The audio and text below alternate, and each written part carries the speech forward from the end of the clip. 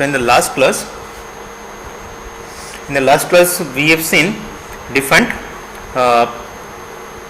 parameters regarding the fields, how these fields have been distributed depending upon the expression which we have been found for the magnetic field as well as electric field. So we have seen three kinds of fields may be exist, that is, one is inversely proportional to R, one is inversely proportional to R square, one is inversely proportional to R cube.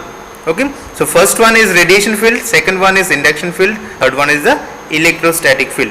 And we have also found that what is the boundary from where the segregation start. So that boundary is defined as the distance R approximately is equals to lambda by 6. So at that distance from the source we can have the same fields which have been exist.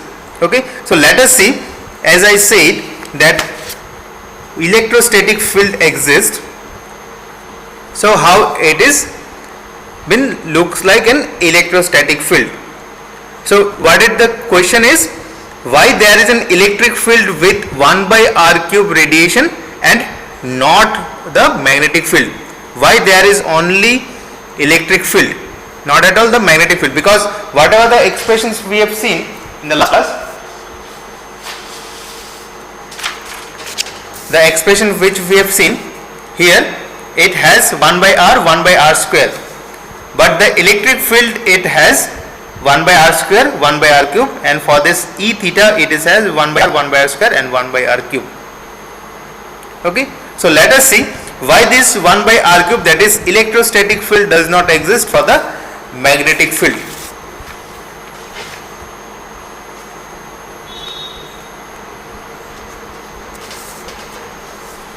So the question may be comprising something like that, why there is electric field with 1 by R cube variation, not the magnetic field.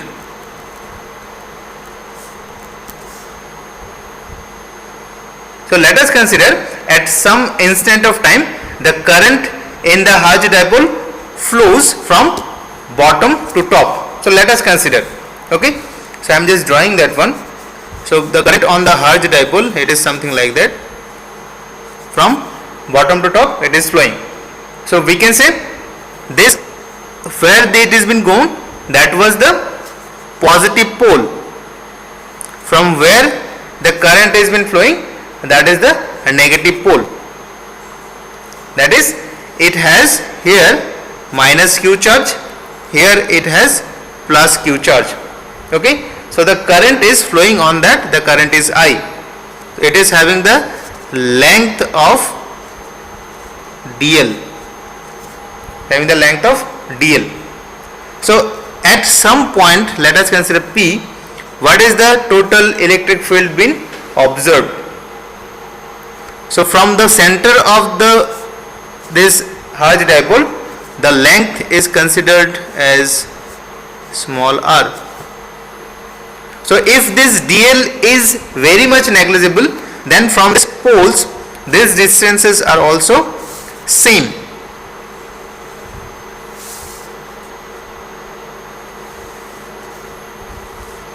It is r is r.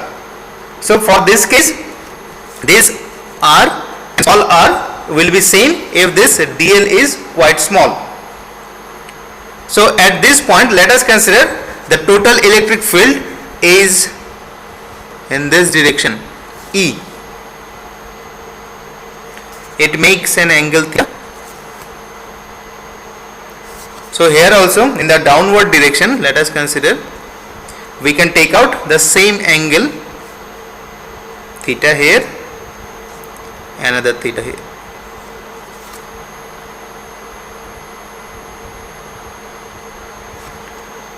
So let us consider this field, it is from this observation point to the negative charge. The field from this observation point to the negative charge is directed like this. And for this case, for the charge, it is outward directed. Understand? the current is flowing like this from bottom to top. That is the electron flow. So previously was the charges, now it has been flowing in the opposite direction. So the current is flowing in this direction, means electrons have been flowing in the opposite direction. So current is flowing in the upward direction, so obviously electrons have been coming from this to here, so it becomes the negative charge. Here all the charges will deposit. Fine. So this is our assumption for the Hertz dipole, that some charges are being accumulated in different parts of the dipole. Now, since the two ends of the dipole are not connected by any circuit, these two ends of the dipole is not connected by any circuit, a negative charge will accumulate at the lower end of the dipole, that is, let us consider this is the point B, and positive charge at the upper end, that is point A. So these two charges will be equal and opposite at every instant of time. These two charges at point A and at point B, they are equal but opposite at every instant of time.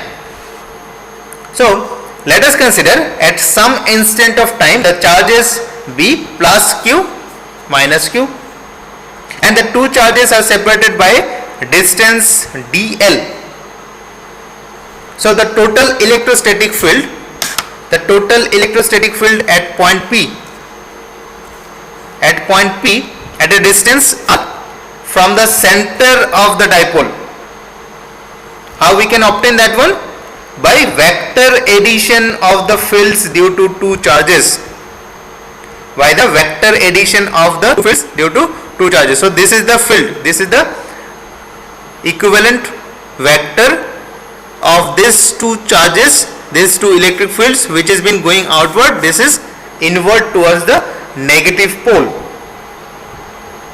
So if we assume that at point P is equidistant from point A and B, so what will be the total electrostatic field?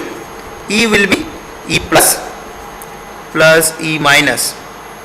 At this point, what is the total electric field being observed? So how we can find? This one will be Q cos theta by 4 pi epsilon r square plus Q cos theta 4 pi epsilon r square. So it is coming out as 2Q cos theta 4 pi epsilon r square. This is the cos component. Okay. So this is the total field being observed at this point. Now what will be this cos theta here? How we can find out this cos theta? Cos theta will be, this is the hypotenuse, right? So we can consider it is dl by 2 by r, and what will be this r square? dl by 2 whole square plus small r square. So if we assume that r is much greater than this dl, assuming this r is much greater than dl, then we can neglect this dl. So therefore we can write this r square approximately is equals to small r square. So what will be our E? Approximate value of that, twice q dl by 2 by 4 pi epsilon r cube, or q dl by 4 pi epsilon r cube. So again what we found, that this field is varying as 1 by r cube, right? Varies as 1 by r cube. So what is the conclusion we can draw? We can say that 1 by r cube is due to the accumulation of charges at the tip of the dipole. 1 by r cube field is due to the accumulated charges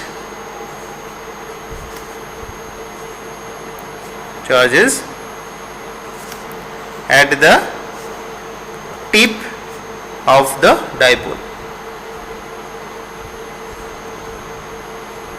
Now for any alternating current, the charges oscillates between A and B. For any alternating current, it will oscillate between A and B as the direction of the current reverses every half of the period of the current, right? So it is quite clear that for a given value of this I, as the frequency if it is reduces, then there is more accumulation. Just try to understand. For any AC current which has been flowing on this Hertz dipole, so the charges will oscillate between point A and B for every half of the period of this current. Now if this I1 has the frequency which is lower, for a lower frequency for which the current is flowing, so we can say accretion of charges are quite higher.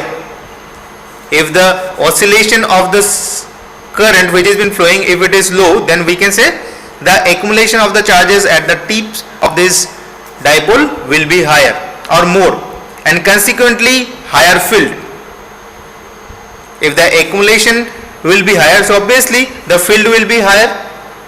So for DC current, the charges will build up to an infinite value. For if some DC current has been flowing, because there will be no oscillation, so whatever the charges will accumulate, it will not change its location, right?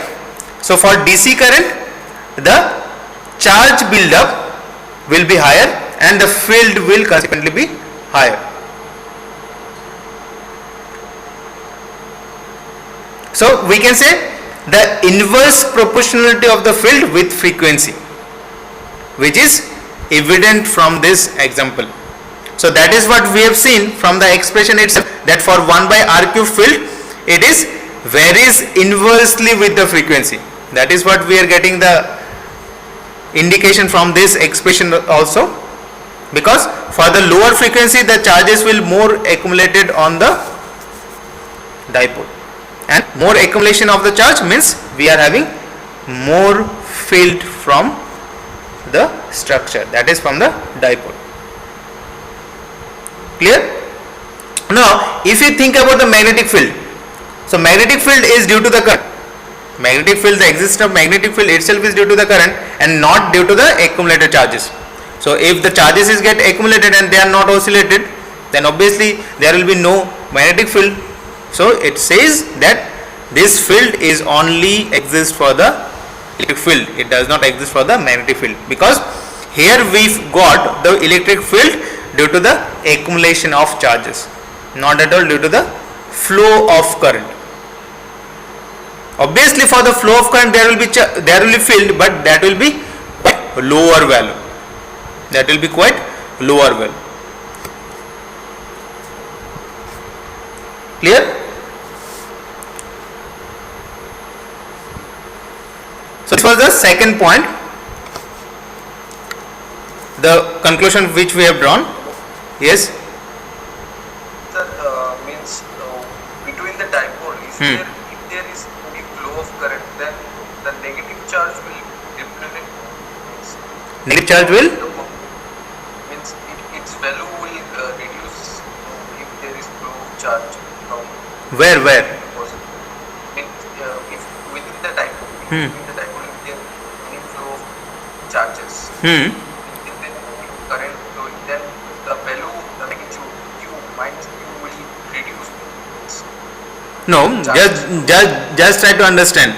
This dipole two ends, you are having this kind of dipole. Here some sources is been connected. Just think of like this. The current will flow from this source. Let us consider this way. After coming to this point, where this charge will go? Because it is not forming any closed path for return current to come to this other pole of the source. So we can say if positive charges are getting accumulated at this point A, so obviously negative charges will accumulate at this point B. But if there is some closed circuit, then only you can say the continuous flow of the charges will takes place. But it is not there because it is open circuited. That is what they are saying, that it is open circuited. Sir, means once the circuit is made on the point A, it is a total conductor. The point A and point B will at once attain the value of Q as per their metric. And after that, it will behave just like a simple dipole.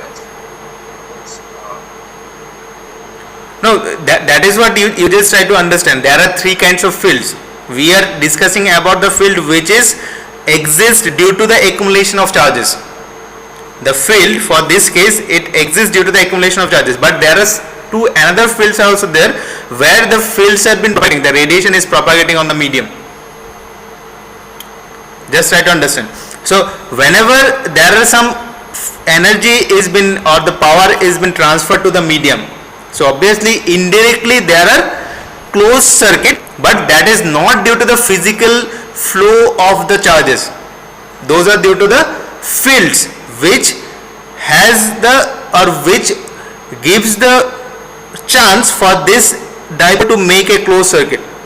Just try to understand. You are putting some power from the source, obviously. So you are getting some radiation at the some distant point. You are getting some power. So what does it mean? Obviously from this source only you are getting that much of power, whatever it is.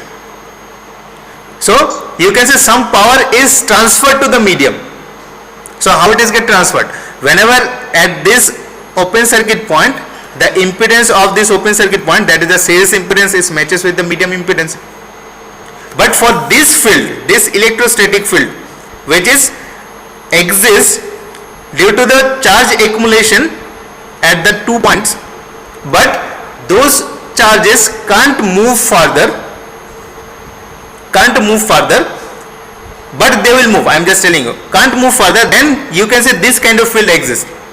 But if at every second of time this current is alternates, means once it is like this and like this, every time it alternates. So what does it mean? When this A point has the positive charge, that is what we have been discussed during the radiation, how it is radiated. So let us consider for this first case, when it is in the right direction from left to right, the positive charges have been accumulated at point A. So we can say for this case negative charges are accumulated at B. Now when the current alternate, the positive charges will be taken out from A. Obviously at A negative charges will go, B positive charges now will accumulate and negative charges will be taken out.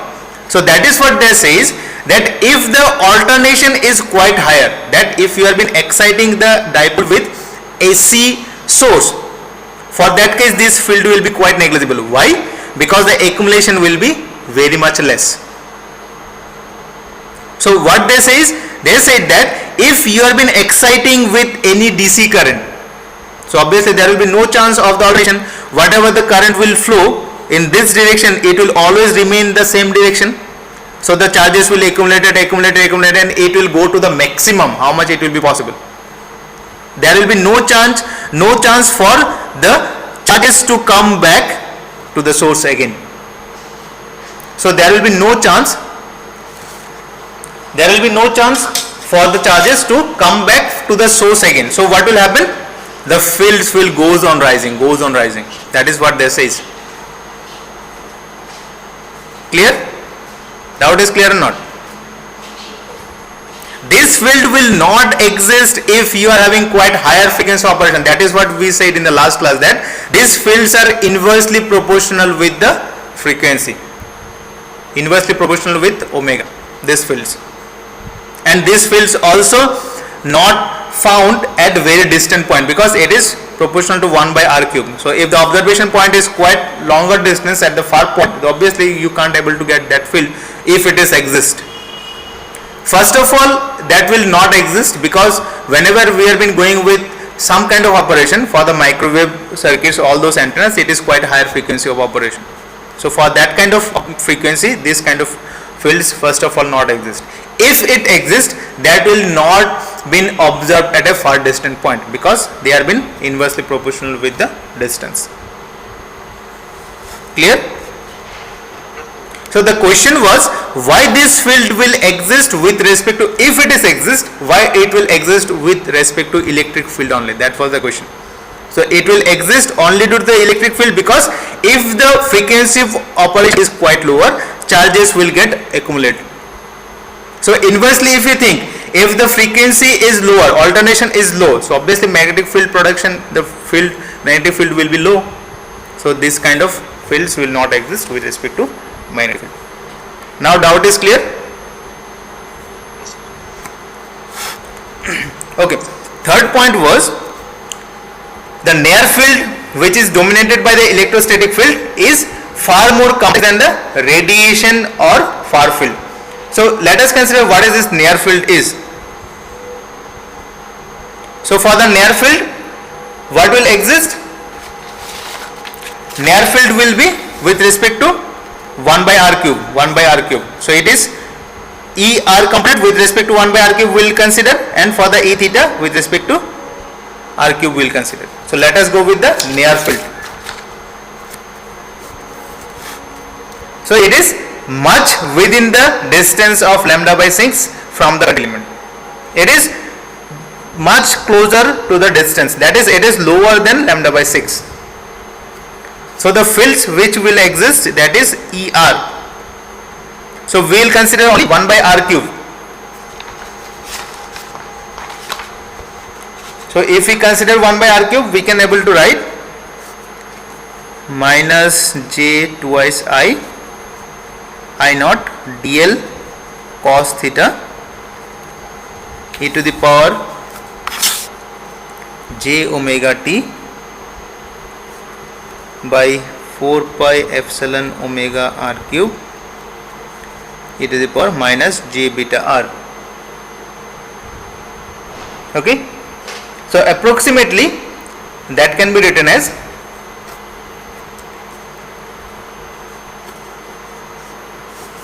minus j twice I naught dl cos theta j omega t by 4 pi epsilon omega r cube. So why I have neglected this e to the power j beta, I am just telling you. Same in the same way, e theta, that can be written as minus j I naught dl sin theta e to the power j omega t by 4 pi epsilon omega r cube e to the power minus j beta r. Same way we can write as minus j dl sin theta. Beta r or beta theta? Which one? This one? The down one or It is j beta r.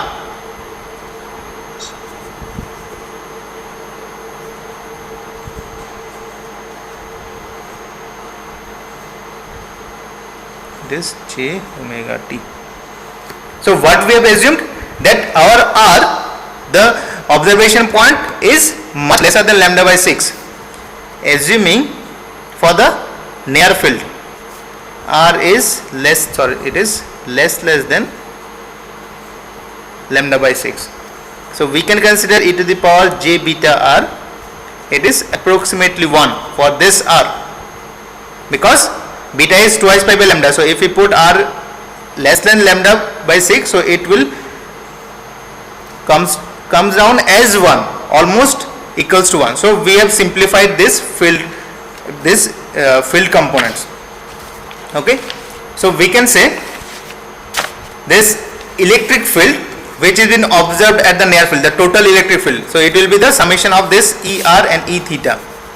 So this magnitude is coming out as root over of ER square plus E theta square, that is coming out as I naught dl 4 pi epsilon omega r cube root over of 4 cos square theta plus sin square theta. or we can also simplify this as I naught dl by 4 pi epsilon omega r cube 3 cos square theta. Okay, so you will find that at theta is equals to 0 and theta is equals to pi, it will has the maximum value, right? If we put theta is equals to 0 or theta is equals to pi, this fields will be maximum, this electric field which is in the near field region, and it will has the minimum for theta is equals to pi by 2. But there is no direction where this field will be 0. From this expression, the maximum will occur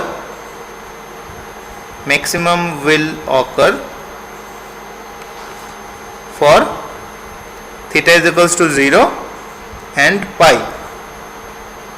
Minimum will occur for theta is equals to pi by 2, but it is not 0. The field is not at all 0 for any direction. So in any direction the field will be 0. There is no direction. Okay, so field will be not 0 for any direction. So this is the condition about the near field. So let us check the far field. Clear with this? Anyone having any doubt? So on the far field we will consider 1 by r component. So 1 by r component will exist for h phi and for e theta only. So there is no 1 by r component for er. So we will go with h phi and e theta for the far field.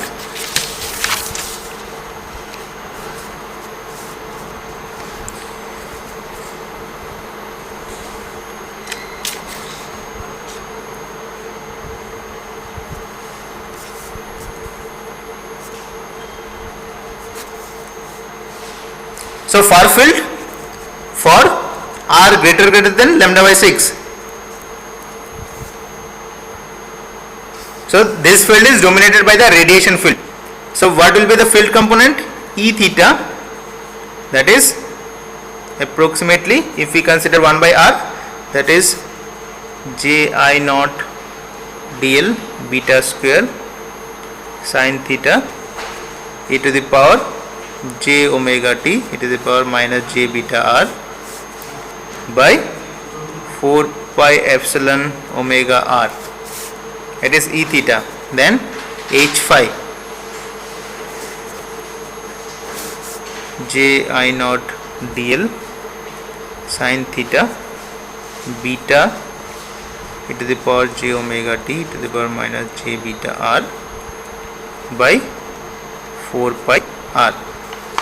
Okay, so these are the two field components which will exist at the far field. So from these two fields, what we can found? For theta is equals to 0, both of this e theta h phi will be 0. E theta and h phi will become 0 because this is sine component. And for theta is equals to 90 degree, we will have maximum.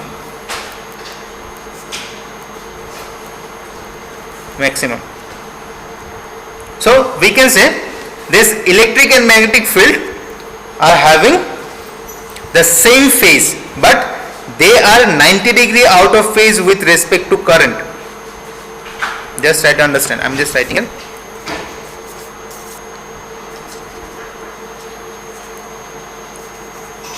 The electric and magnetic field are having same phase, but they are 90 degree out of phase with respect to current. With respect to current, both of them are having the same phase, but with respect to current they are 90 degree out of phase because J is there. with respect to I, both of them are 90 degree out of phase. So this phase difference between the current and the field is expected. Why?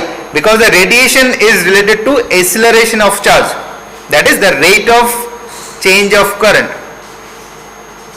Right?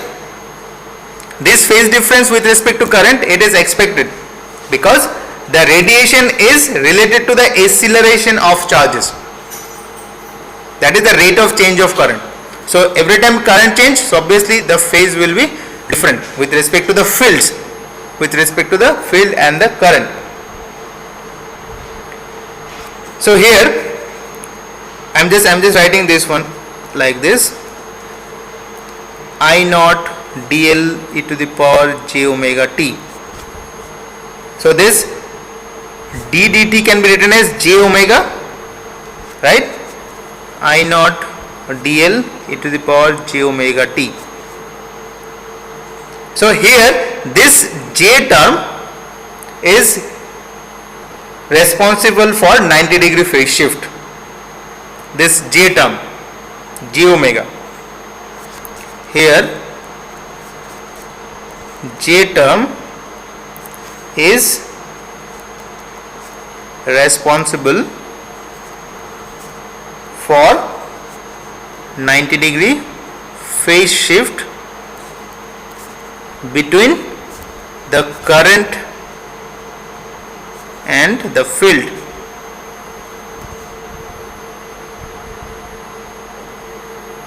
So these fields are due to the variation, that rate of change of current. That is obvious because the field will exist only due to the current are been varying. That is, when the current are varying, there is time varying condition, the Maxwell's equations will be satisfied, right? So we can have the time variation that will be responsible for electric field as well as for the magnetic field. So that time variation is given by d dt. So d dt will brings a j omega. So j omega gives the 90 degree phase shift between the current and the field, whatever the field is been observed. Okay. So the constant phase surfaces, if it is been given by r is equals to some constant value, if we consider some r is equals to some constant value at some observation point, for that observation point r is fixed, so we can found this E theta and H phi is also fixed for that distance. So this kind of fields for a particular r, that is for a particular phase, for a particular observation point, whatever the field is observed, that has been given by some phase value of those E theta and H phi. And as we have been considering the radiation is in spherical coordinate system, so we can say these fields will have some particular phase value. So the waves which have been directed in the r direction away from the current element are having spherical waves.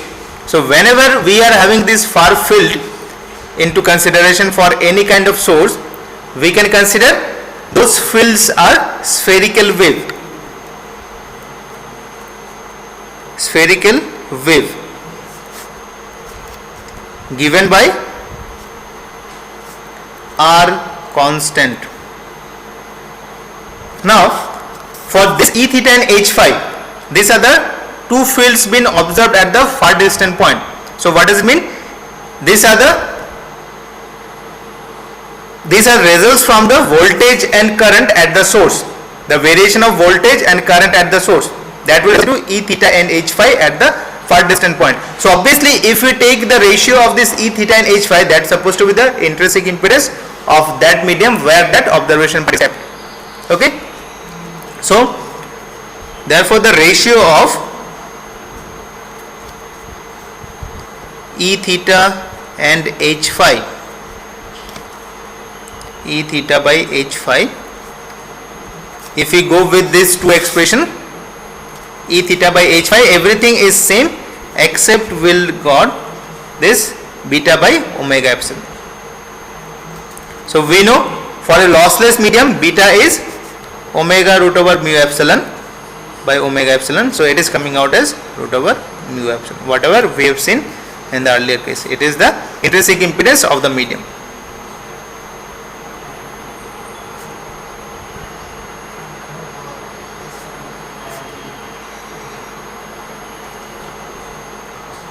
It is the intrinsic impedance of the medium. So what we can conclude here? We can conclude that the component of electric field which is along theta direction and magnetic field which is along phi direction, and the wave is traveling radially outward. The wave which has been moving from the source, it is in the radially outward direction. Fields are in theta direction and as well as in the phi direction, and the movement or the propagation of the power or the power flow is in the r direction. So r, theta, all of them are orthogonal components, and the ratio of E and H gives the intrinsic impedance of the medium. Okay, so the direction of the electric field and magnetic field and the direction of wave propagation remains the same, that is they are perpendicular to each other at every instant of time, at every point in space. So we can say it follows the TEM wave property, because on the transmission line we have been found that whenever the electric field and magnetic field are been transverse at any point, the power flows in the orthogonal direction, that is in the z direction. Let us consider for that case. So here also the electric field and magnetic field, both of them are in the theta and phi direction, as well as the propagation is in the r direction. So they have been having, or they have been showing the properties of TEM wave. So if we are having a spherical like of shape, if we are having a sphere on that, means this spherical like means it has the radiation like this. Antenna has been kept at the center of this, so around it we are having all the radiation. So at every instant of time, this H phi, E theta and the radiation is always along the, they have been following the orthogonality with respect to each other. At every instant of time, they have been following the orthogonality. E theta, it is H phi, this is the direction. So we found the same properties which we have been considered for the transmission line, normal transmission line, the power flow in a transmission line. Voltage, current and the direction of propagation, the fields and the direction of propagation. Here also the fields and the direction of propagation. Clear?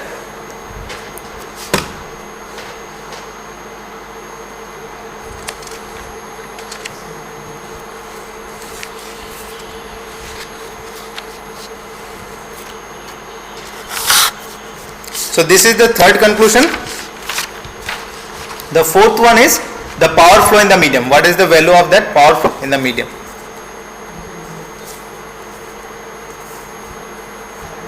So we can say the power flow is solely due to the radiation field.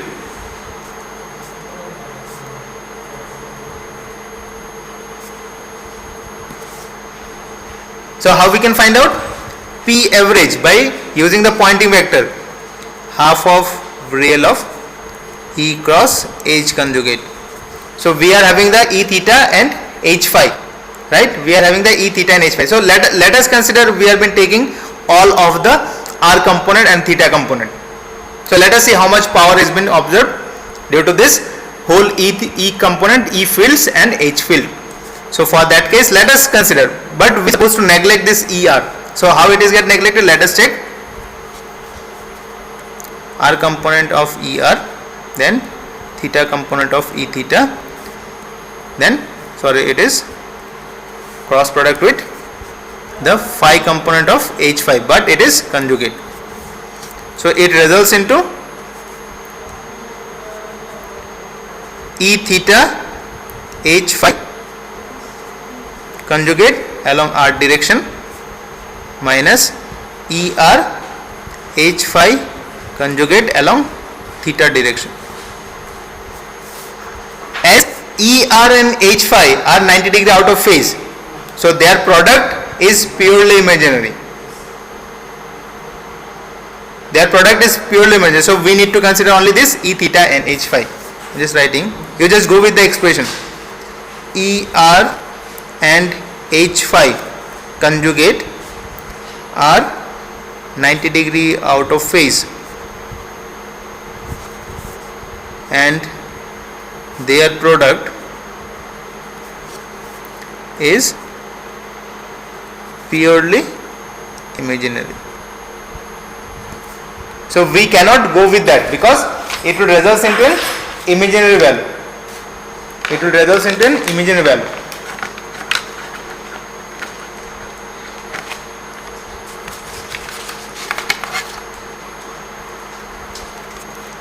Can you show the top of the book?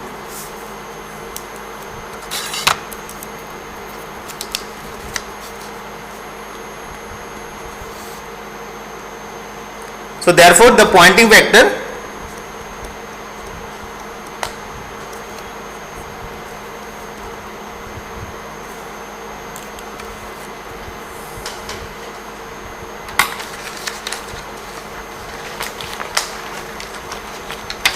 one minute.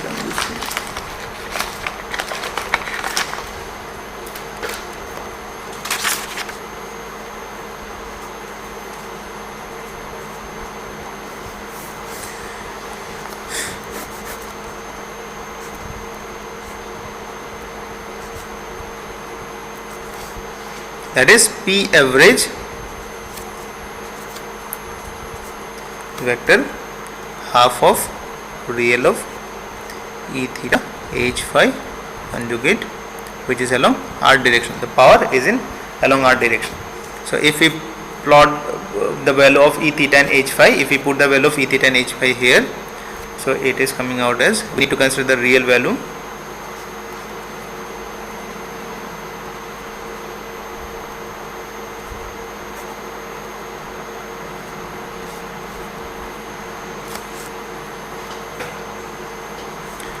By omega epsilon j beta square plus beta by r j by r square into minus of j beta plus 1 by r.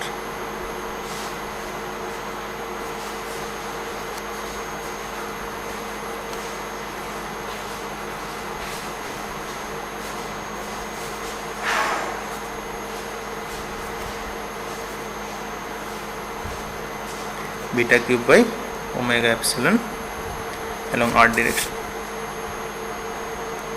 So we can say the net real value, that is the real value from this vector, is the product which is due to the radiation terms only, that is j beta square and j beta, right? Otherwise other terms are imaginary value, so there is no contribution in the power flow. So we can say the net real product is only due to radiation field. What are they? One is minus j beta square and minus of j beta. Other field gives the imaginary product only. So there is no contribution in the average power flow. Therefore, if at all there is some power flow, it should be only through the radiation. If someone has been observed some power, so it should be only through the radiation field only. So there is no contribution of power flow due to the electrostatic field and induction field, because they are only the reactive power. These are produced into imaginary value. So they are called reactive power or reactive field. Clear?